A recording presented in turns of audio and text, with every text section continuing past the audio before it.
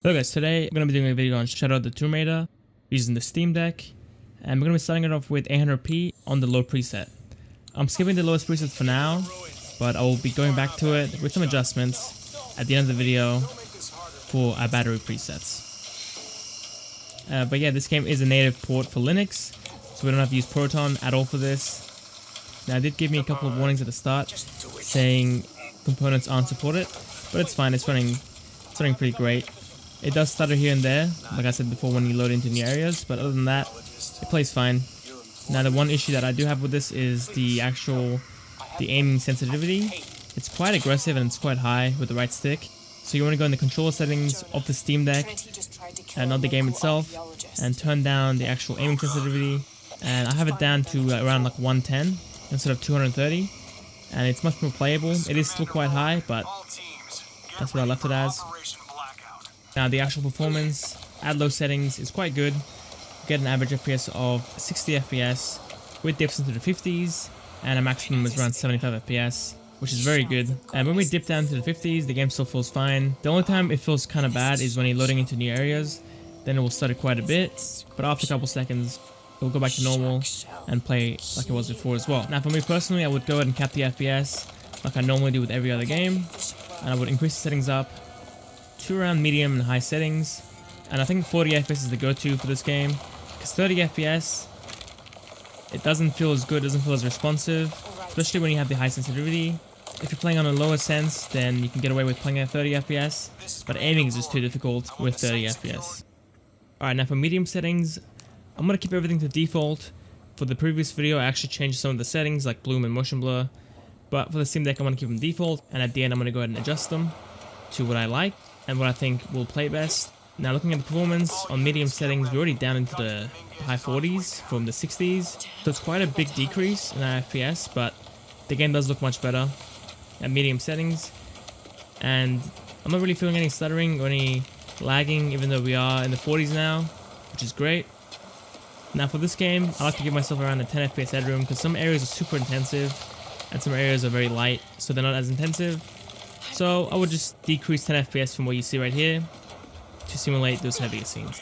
As you can see, this area is a little bit more intensive than what it was before. We're actually in the 30s now, and we got to try and start trying to load into the new area. So far our average FPS has been around the high 40s to the low 50s, and our lowest FPS that I've seen was around 19 FPS for a split second when we actually loaded into that new area in the cave.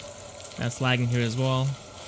But as you can see, we'll go back to normal, and then the FPS will stabilize and play like normal. Playing this game on a desktop, the lower presets don't look the best, since some textures look kind of blurry and they don't look very sharp at all, even at 4K.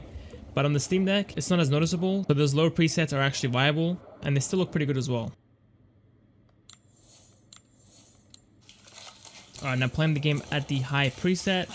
So far we're getting very similar performance to the medium preset, which is kind of surprising. You would think it would be far more intensive, especially in Tomb Raider, since those presets actually do look way better as you go up, but we're still able to hold 40 FPS with some dips into the high 30s as well.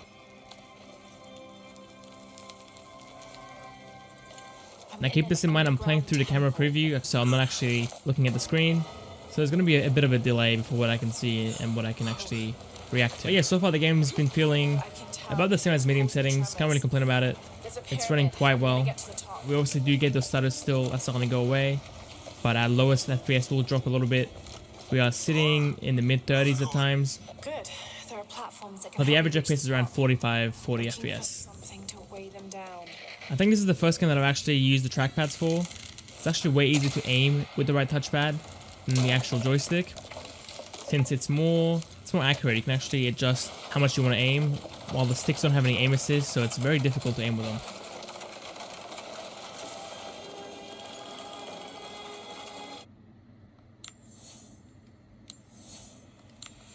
Alright, our final preset, we are at the max preset. As you can see, the game is running a bit slower than what it was before at high and medium. Our max FPS is around 40 FPS now, so our average is around 30 to 35 FPS. But yeah, it is quite surprising how well it's running at max settings. You wouldn't think it would be able to push 40 FPS, 30 to 40 FPS at the max preset. I won't spend too much time on this. I'm going to go ahead and jump into the optimized settings, battery presets, and yeah, let's go ahead and jump into that right now. Alright, now we're going to be starting it off with the battery preset. This will be for the best battery life. We're playing with the lowest preset, except we have ambient occlusion enabled and shadows enabled as well, set to low. And our resolution scale is set to 50%, so around 640 by 400p as well. The game will look a bit more pixelated than before, obviously, and we are playing on low settings, so it won't look as good as the higher presets. But with a 30 FPS cap, and a 7-watt TDP, we're able to hold 30 FPS with some minor dips into the high 20s, and we're only pulling 14 watts for the full system, which will give you around 3 hours of battery life. Now, playing at 30 FPS isn't for everyone. Some people want to play at 40 FPS, which I will do as well, or 60 FPS. You can uncap the FPS as well for this preset. Obviously, you're not forced to play at 30 FPS, but just make sure that you actually remove the power limit of 7 watts for doing so, because this will give you around 35 FPS if you uncap it with the power limit. And I did say before, the aiming isn't as fluid, isn't as smooth as 40 FPS plus, but if you want to play portably without a power bank or any external power source, then this is your best case scenario.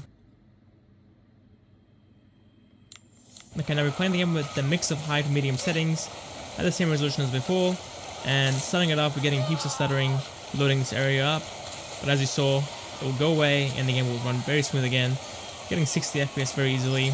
Now again, this won't be a stable 60, we will still have some dips into the 50s, but I just want to show you guys how it looks and how it runs with an uncapped FPS and an uncapped power limit. Alright, let's go ahead and cap the FPS to 40 and run it again. Alright, now we're running it again with the same settings as before, but we have a 10 watt power limit enabled as well, just to give it a good mix of battery life, performance and quality. As you can see, we are pulling 20 watts, so around 2 hours of battery life with this preset. And playing the game at 40 FPS, the aiming feels much better as well. Shooting the enemies was way more fluid compared to 30 FPS, but again, you're losing around an hour of battery life, playing at high settings, and playing at 40 FPS as well. So it all depends on you. If you want to play for longer, then play on low settings with a 30 FPS cap and a 7-watt power limit.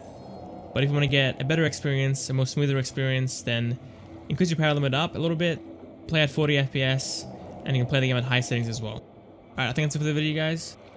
Hope you enjoyed it, hope you found it useful. If you did, give it a like, sub the channel if you had appreciated as well. Alright, see you next time.